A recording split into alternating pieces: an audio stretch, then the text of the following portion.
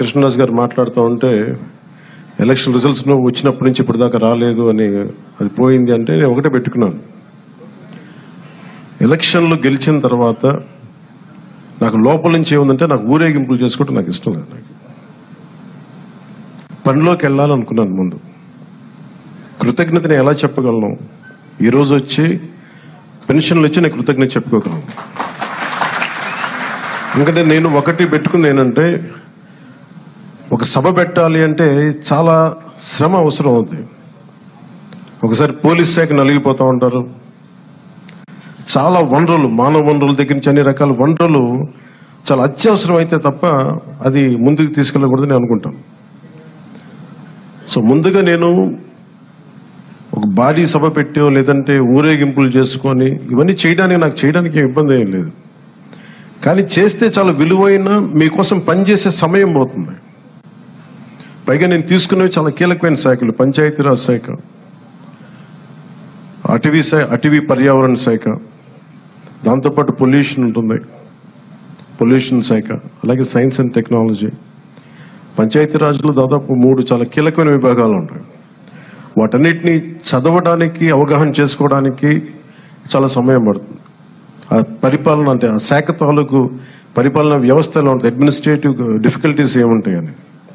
So ఇవన్నీ అర్థం చేసుకోవడానికి నేను ఈ సమయం తీసుకున్నాను. ఈ సందర్భంగా నేను పిఠాపురం నన్ను గెలిపించిన, భారీ మెజారిటీతో గెలిపించిన ప్రజలందరికీ నేను రుణపడి ఉంటాను. నేను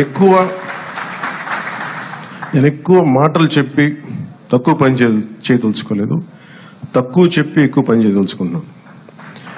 ఇది మొన్నదాకా మనం తిట్టుకున్నాం,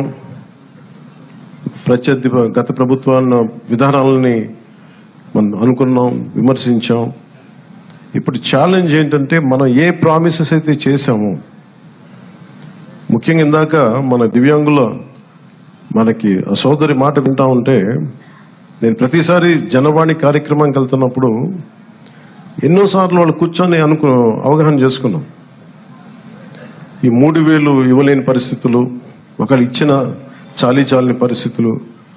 ప్రతిసారి చాలా సందర్భాల్లో నేను చంద్రబాబు గారు దీన్ని చెప్పాను. ఈ అత్యంత వెనకబడ్డ, నిర్లక్ష్యానికి గురి కాబట్టి ఎవరు ఉన్నారంటే దివ్యాంగులే ఈ మన భారతదేశ సమాజం ముందుగా మనం పెట్టుకోవాల్సింది. సో ఆ దాంట్లోనే అంటే ఆ క్రమంలో ముందుగా ఈరోజు మేము మాట్లాడుకున్నప్పుడు చాలాసార్లు చెప్పాను ఇట్లాంటివి ఉండాలి.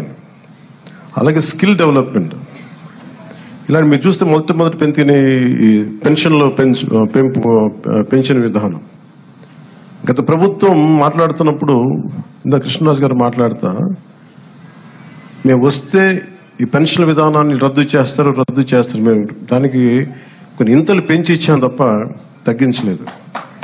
ఇది చాలా ఛాలెంజింగ్, అది కూడా చెప్తున్నాను మీకు.